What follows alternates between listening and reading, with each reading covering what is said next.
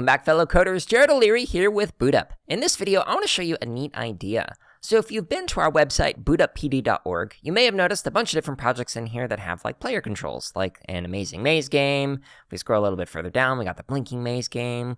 We've got some other ones where you're like moving a basket, like in Food Catcher and Don't Catch Mine, etc. I want to show you a project that's really neat that has some other kind of player controls you can use. All right, so the project we're going to take a look at is called Balloon Physics, and it is by It's Just Code. If you press the green flag.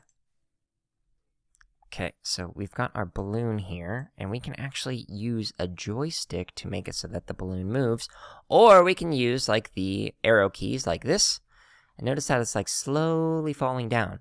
Now, I thought this was a really neat idea because if you're doing this on like a tablet or a phone or something, this option right here for the player controls makes it so that you can actually just use like your thumb or finger or whatever to move the balloon around, and you don't actually need the arrow keys and whatnot to move it like I am right now. So if you're doing some player controls in your project and you think some people might be using this on like a tablet or a phone or something like that, maybe you should consider adding in some controls like this. If you got a really neat idea like this that you'd like to share, make sure you comment below so we can take a look at it. And if you would like to learn how to create a project like this, make sure you go to bootuppd.org or check out the links in the description so you can learn how to teach or create something like this. Thank you so much for watching this video.